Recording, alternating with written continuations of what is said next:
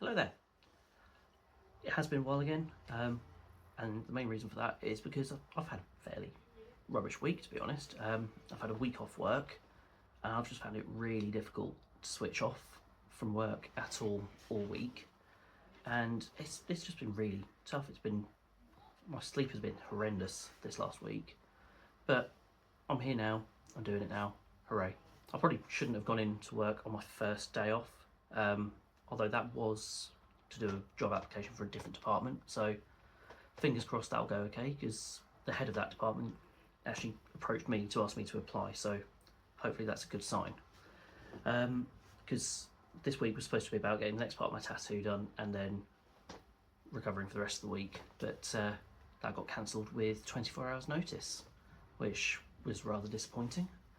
The biggest pluses over the last few weeks is, I think I said in the last video that I'd gone back to playing man versus fat football, which is basically fat bloke football.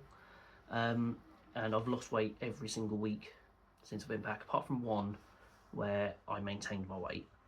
So that's going all right at the moment. We're still in with the chance of winning our league with 2 games to go, so that's probably the best I've ever done in it. But other than that, the things that I've been up to, you can see to my left I've now got a video player and a CRT. I'm not skilled at editing or anything like that, so I'm not going to bother showing you in detail, but I've got myself a nice little retro setup in my room now, and I've got Mega Drive and Dreamcast set up, so I've had a bit of time playing on Sega Bass Fishing, because I've got a fishing rod controller somewhere down there, and I'd never used one before, so that was really fun to get started with. Other than that, in terms of the games I've actually got around to playing over the last few weeks, I finally finished Far Cry 3, which I think I started about 13 years ago, which was really fun. I decided I was going to go for the Platinum on it, and that Platinum grind at the end was just, it kind of robbed me of the enjoyment of the game. And I've been trying to work out what I want to play next, and haven't really found anything that's grabbed my attention massively. So I've lost a lot of time playing more Balatro, which I think, if you've watched me for a while, last year I had a couple of months where I was just obsessed with Balatro, but that's not really healthy in any way, shape or form. But yesterday I've actually done something that I never normally do, and that is that I've pre-ordered a game. I think the last one I pre-ordered was Return to Monkey Island, probably. But I didn't enjoy Skywalker Saga Lego Star Wars at all, and I was a bit wary with the new Batman one, and I saw a trailer last night while I wasn't sleeping, and I didn't realise that it was based on the movies to a large degree, and I like the ones that are based on movies, hence, well, that's generally what I do. I get games that are based on movies. So I've pre-ordered that, so that will be coming on Friday. But other than that, the only real things I've got left to talk about are the pickups from the last few weeks. Oh, there's one more thing. I said in the last video that I'd started on like a Lego stud artwork, and I finally got it finished. And well done to Gazcon for guessing that I would have a Monkey Island one. So I just need to decide whereabouts I'm going to put it on my wall, really. I mean, there's a nice space kind of in that corner there, potentially, or I could go above there, or I could go above the telly. So I'm working that out, but I'll get there when I get there, and that'll be a really nice bit to have on the wall behind me. So the first pickup I'm going to show you is the first failure I've had with buying things that are spares and repair. I like spares and repair because 90% of the time there is nothing wrong with it other than it needs a new cable. So on that side of the room I've got my Atari stuff, and I wanted to have a different monitor, and I did a bit of looking up and I decided to get myself this. Oh god, that's heavy now. The Atari SM124 monitor, which is black and white monitor, but it's the Atari branded one, so I thought it'd go really nice with the Atari stuff I've got. And when I got it, it was switched on, no problems at all, but the video cable was completely trashed, literally like bits falling out from the video cable.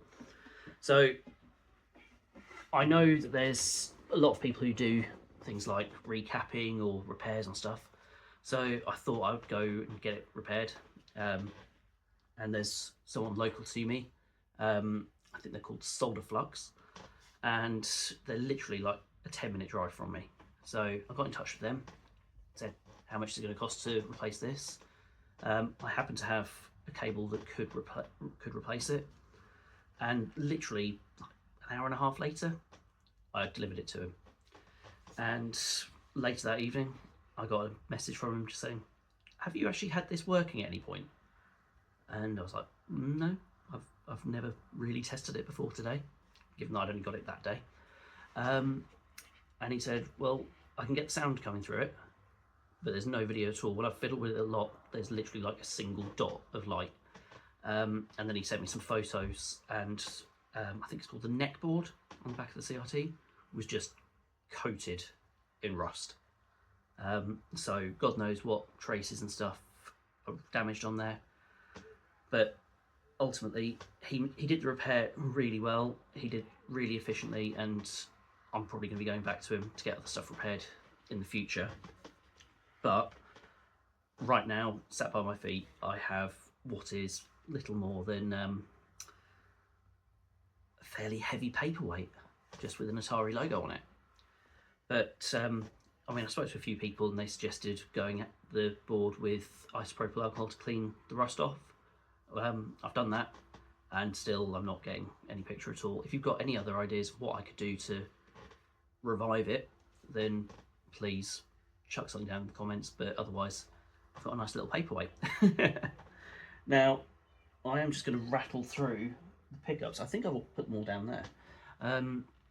First one was actually one that should have been in the last video, but despite the fact that it's a large thing, I managed to completely forget to include it.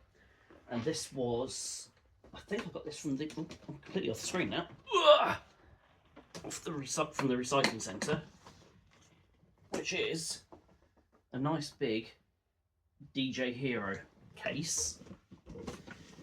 God, I really should have thought about the weight of things before I start doing these, shouldn't I? And within the case, there's like the various legs, and then you've got your decks, your faders, and things like that. And I've never played DJ Hero, but I thought it just looked so interesting, and it's something that I've not had before, so I wanted it. So I thought, I'm getting it, because it was literally £10, which I don't know how much they are actually worth. Don't know whether I've got a bargain, whether I've overpaid, but it was just something nice to add into the collection. Can I actually do this up while I'm talking? No, I can't do it up while I'm talking. Oh, that's because I put the lid on backwards. Never mind. But the rest of the pickups, oh, apart from one's not from recycling centres, charity shops, or car boots. As you may know, I get very easily attracted by things to do with point and click games, and also from random bits of merch. So there's a guy I've bought things from before. I think he's online as So Retrosoft, and I've got a cushion from him. I've got the Navigator's necklace from Monkey Island, and he started doing these little mini dioramas of Big Box, and I like the Day of the Tentacle one. So as soon as I saw that you put them up for sale, that was with me within a couple of days. They're a bit pricey, but at the same time, they're a lovely little thing to have. But onto the main pickups, because ultimately that's what you're here. You don't want to hear about my life and stuff like that. Here are the pickups from the last 3 weeks or so. So this one was definitely car boot. Just random PSP ones that are cheap. This is Lumines Puzzle Fusion. Bust blocks, groove through puzzles, jam wisely against friends, stack them right, unlock lush levels, and banging beats. Just looks very shovelware to me, but who knows. This one was also from Car Boot. I think everyone my age enjoyed playing Burnout on PlayStation when they were younger, or other consoles were available, obviously. So I found Burnout Dominator for the PSP, and I'm hoping it'll have. There was a mode on, I think it was Burnout 2 or 3, which was Crash mode, where you literally just had a scenario and you just had to do the biggest crash for the highest cost of the damage. I do apologise. So we'll see how that goes, because it's all a bit, is it going to be what I want or is it not? I'll have to wait and see. But now we get on to the UMDs. First two I got pretty much the day after the last video, actually. Both from Car Boots, and I've got a sealed copy of John Carpenter's Dark Star. Again, I don't know a huge amount about this film. I think it's originally intended to be a 68-minute student film, but it's sealed. I have seen it, I think, on Amazon Prime recently, so I will get that watched probably on there to be able to know what's going on. And then this one just looked a bit weird, but it's a movie I've not seen, so again I picked it up, and that is The Informant, starring Matt Damon, made by the person who made the Oceans trilogy. Again, those are films I've never seen, so let's balance up whether it's going to be any good. Who knows? And oh, this one definitely came from Game Cave in Dereham. I like Hollow Man. I like any horror films, really. I didn't know that they did a sequel and that it was available on UMD. No Kevin Bacon, I don't think, but we do have Christian Slater. So that's definitely going to be all right, isn't it? And then this one was literally just £1 at Car Boot. It's something I've never seen before, but it's also likely to be something I will never watch. But I do have the first 6 episodes of Lizzie McGuire on UMD. I have no idea what the show is like. I'm probably never going to watch it. But it's another UMD I've not seen to include in the collection. And then this is the one that I'm most excited about watching that I've got. And if it's rubbish, give me an advance warning. Either way, I'm probably going to watch it very soon. And that is The Day the Earth Stood Still, the remake starring Keanu Reeves. Again, what's it like? Let me know. And now, let's move on to a few other bits. So these ones, again, they were all Car Boot sale. My daughter loves The Sims, so I played the very first Sims at my uncle's when I was about 16.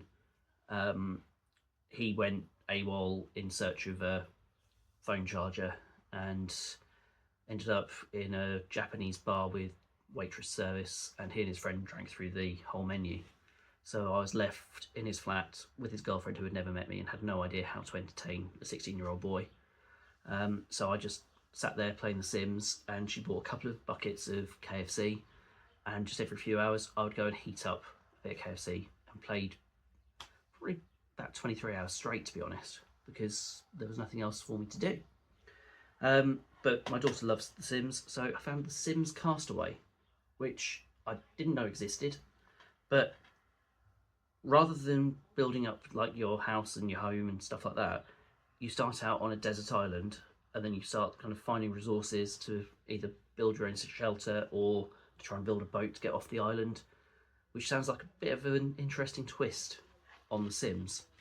So with the amount of PS2 games I've got, I might end up taking the Dreamcast out of here, come to think of it, and putting the PS2 in. We'll see what I do. And again, I've found some demo discs once again.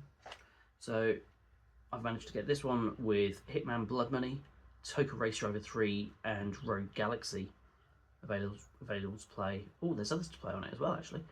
There's Outrun 2006, there's Sonic Riders Black, Tomb Raider Legend, Driver Parallel Lines, 24 the Game, and We Heart Katamari.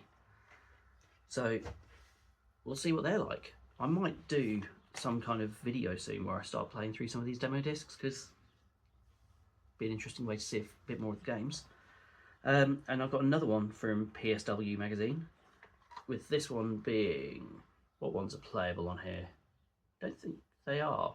This one is just footage of various games with like Kill Switch, Medal of Honor, Mission Impossible, Need for Speed, Secret Weapons, and 007 Everything or Nothing.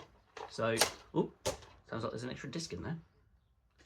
Maybe I'll update next time, maybe I won't. But this was the highlight from the last car boot I went to. There's a couple of people who sell nothing but games, and there's one who really massively overprices his stuff, and I don't like buying from him because he's just, yeah, it's just massively overpriced. But there was another one who I'd not seen before, who just seemed very similar to me, very similar personality.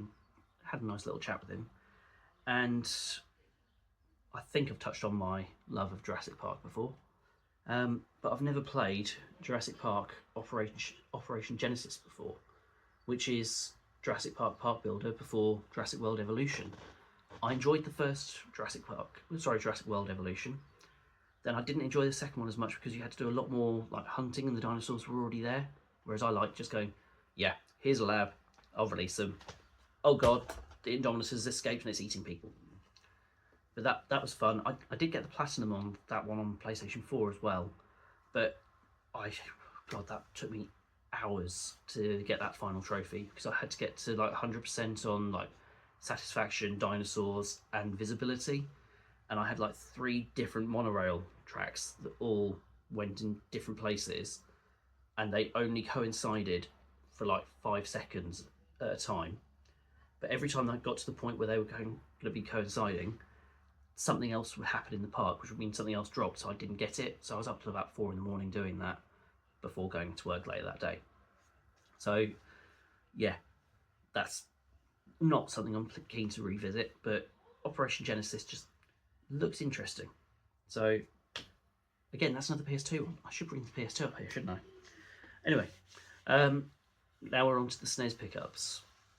I've got 3 movies, which are all from eBay, but the other one I've got, I went into CEX the other day and saw this in their cabinet, and it was priced up as unboxed, and I thought, well, it's quite clearly not unboxed, so I thought I'd get it. And that is Street Fighter 2 Turbo Steelbook. It is rusted to hell, I will admit, as most steelbooks tend to end up in one way or another. And it's like limited edition. Well, I don't know if you actually see like it says limited edition or whether it's ruined by the sticker. So, but how limited is it when this is number 45174? Who knows? So we've got obviously the various gubbins in there for manuals. Then we've got the game, and there is literally a single thing missing in there, which was a Street Fighter 2 Turbo pin. And I've searched online.